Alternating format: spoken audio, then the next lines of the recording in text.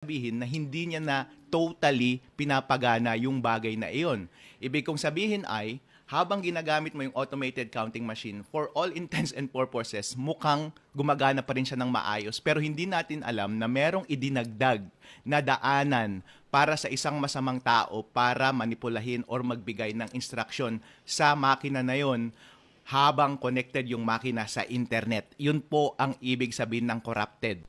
Magandang umaga po sa inyong lahat. Ito po si Attorney Harold Respicio. Nagbigay po ng statement ang COMELEC kahapon, March 5, sa show ni Doris Begornia. Fake news pa rin daw si Attorney Harold Respicio. Mag-react po tayo.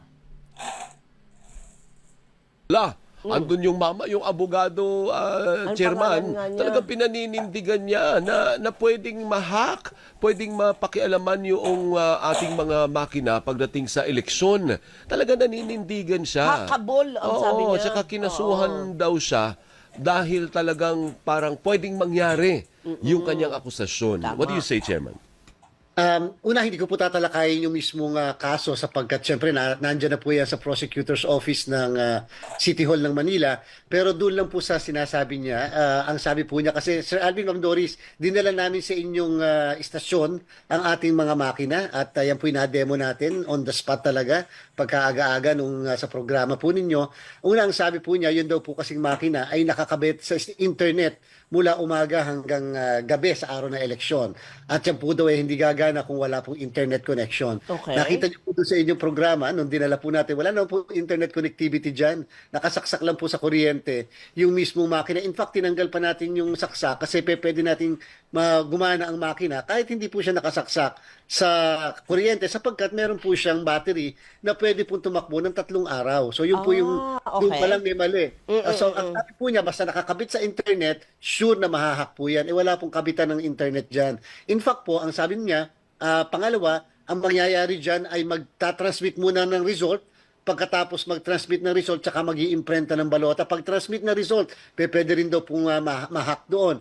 Hindi po ba ang ating sinasabi? Nasa guidelines po natin yan. Nasa TOR, nasa source code review, at nasa lahat po ng demo namin na magpiprint muna siya ng siyam na election returns. Yung isa, ipapaskill ka agad sa labas ng presinto, at pagkatapos tsaka po siya magta-transmit ng result. So, ibig sabihin, bago po siya mag-transmit ng result sa PPCRB, sa NAMFREL, sa majority party, sa minority party, sa media, sa central server ng COMELEC, sa City or Municipal Board of Canvassers, ay alam na po ng lahat kung ano ang result sa presinto. Dahil nga po nakapag-print na at nakapagpaskil na. At sabi po niya pati, kapag corrupted, yan pong machine ay pwede raw pong magawa ng paraan na madaya. Hindi po pagka-corrupted kahit yung laptop natin, kahit cellphone natin, hindi na po gumagana yun. So medyo imposible po kapag ka-corrupted. Sabi rin po niya ay pwede lang po mahack.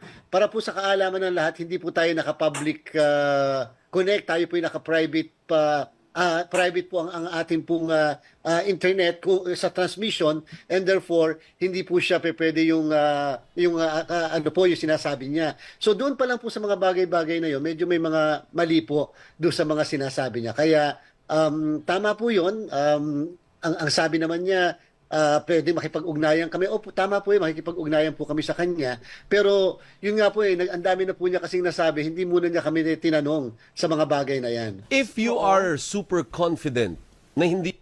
Ayun, yun po, yung sinabi ni Chairman George Garcia. Wow! Mas magaling mag-fake news si Chairman George Garcia. Ang galing niyang magsabi ng mga bagay-bagay na hindi ko sinabi. Chairman George Garcia, kung merong nagfe-fake news sa ating dalawa, ikaw yun kasi lahat ng sinabi mo, hindi yun ang sinabi mo.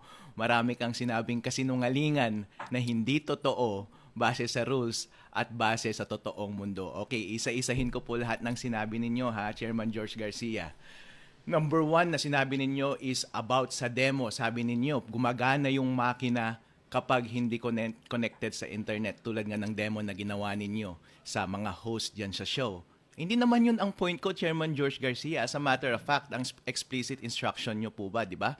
Sa mga COMELEC officers, kapag demo lang, bawal talagang i-connect sa internet yung automated counting machines. Kasi kapag i-connect mo yun at magta-transmit ka ng data, yung server na pagtra-transmitan niya ay yung COMELEC server na. Hindi natin alam kung on na yun or kung on na, malamang production server na yun. Bawal mo nang padalhan ng demo data yung production data. Bawal mong padalhan. Kaya sa demo purposes talaga, kahit sa totoong buhay, wag mo dapat ipadala yung totoong data sa production servers. Kaya magandang policy during demo na hindi connected sa internet yung mga voting machines. Kaso nga lang, on election day, connected ba sila sa internet? Ang sagot po dyan, Chairman George, hindi mo sinabi. Ang sagot dyan ay totoo.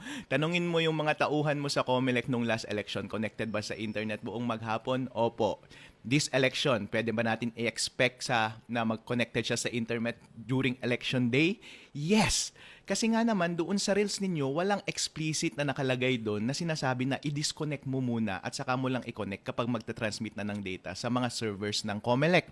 At tinanong ko rin yung mga COMELEC officials, given this handbook or rules ng COMELEC ngayon about sa paghawak ng voting machines, sa tingin mo ba dapat mong i-disconnect? Sa tingin mo ba connected buong araw yung voting machine sa internet on election day? Sabi nila, oo, kasi wala namang instruction sa akin na tanggalin yung internet connection dun sa voting machine on election day. Kasi as a matter of fact, days before ng botohan, merong troubleshooting na ginagawa. Lahat, including ng internet connection, ay itetest. Iko-connect mo na kaagad siya sa machine at kapag okay na yung pasok niya sa internet, ibig sabihin, wala ka nang gagalawin sa machine. Ililigpit mo yung machine, wag mong gagalawin. Pagdating ng election day, i-on mo na lang yung machine. Wala ka nang gagalawin dun sa internet connection. So, ang point ko dun is pwede mong i-deduce talaga na connected siya sa internet throughout the day. Ang point ko dun is, dapat maging explicit sa rules natin na on the day of elections, dapat may instruction doon sa rules ninyo, Annex B ng COMELEC Resolution 11098 na nagsasabi doon na on election day, i-disconnect mo muna sa internet yung automated counting machine at i-connect mo lang siya after printing ng election returns. Yun lang po ang point ko, COMELEC Chairman. Kasi kapag hindi mo ginawa yun, kahit tanungin mo lahat ng mga teacher ngayon na nagbabantay ng mga presinto natin, hindi naman nila alam about sa IT eh. Hindi nila alam masyado tong issue na to. Siyempre, kung walang instruction, hindi nila gagawin. At kapag voluntaryo silang tatanggalin yung internet connection, sila pa ang madadali, sila pa ang papagalitan mo dahil gumagawa sila ng isang bagay na wala sa rules ninyo. Isa lang naman ang hinihingi ko, Chairman George, ang dami mong sinasabi na hindi naman mahalaga sa issue natin. Bakit ayaw mong i-disconnect sa internet yung automated counting machine bago at habang nagpiprint ng election return? Okay, yun po yung unang punto ninyo. Ang pangalawang punto po ninyo, sabi ninyo na sinasabi ko na nauuna yung sending ng transmission bago yung printing ng election returns. Hindi ko po sinabi yan. Sinasabi yan ng mga ibang mga commentators, mga ibang critic, pero hindi yan ang statement ko. Totoo po yan na nagsesend talaga, base na rin sa rules ninyo, na ang transmission ay nangyayari after ng printing ng election returns. Tama iyon. Ang point ko lang is, dapat bago ka mag-transmit ng data, wag mo munang i-connect sa internet. Kasi kapag connected yung counting machine sa internet at corrupted yung source code ng makina na yun, hindi mo naman pala kailangan ng internet kasi hindi ka pa magta-transfer sa COMELEC server. Di ibig sabihin, binigyan mo lang ng highway yung hacker para ma-access all that time yung makina at baguhin yung score sa loob. Therefore, mababago niya yung final score na nasa election returns. Di wala tayong kaalam-alam na iba pala yung final score sa totoong score na ibinoto ng taong bayan. Yun lamang po ang point ko, sir. Hindi ko kailanman sinabi na nauuna ang transmission kaysa sa printing. Kaya mahalaga talaga na tama na mauna yung printing, pero dapat yung printing bago at habang nagpiprint, hindi dapat connected sa internet yung automated counting machine para walang tsansa na mabago yung final score na nasa print. Period. Kasi kapag hawak na ng mga watcher yung final score na hindi na bago, malamang yun na rin ang ipapadala ng makina. Pwede mo nang i-connect sa internet yung makina at ipapadala niya na yung same score na yun sa server ng COMELEC. Napakalinaw naman po, di ba? Para ganun po ang yun po ang point ko. Okay, sa pangatlong point ninyo, sir, about sa corruption, halata talagang wala kayong alam sa computer. Ang sinasabi ninyo, ang lahat ng corrupted na gadget ay hindi gumagana. No, sir. Kasi ang akala mo kasi kapag sinabing corrupted yung laptop or corrupted yung cellphone or corrupted yung USB mo, hindi gumagana, di ba? Yun ang alam natin na corrupted.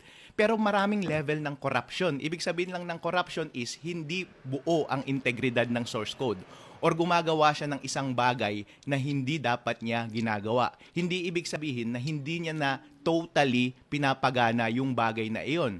Ibig kong sabihin ay, habang ginagamit mo yung automated counting machine, for all intents and purposes, mukhang gumagana pa rin siya ng maayos. Pero hindi natin alam na merong idinagdag na daanan para sa isang masamang tao para manipulahin or magbigay ng instruction sa makina na yon habang connected yung makina sa internet. Yun po ang ibig sabihin ng corrupted.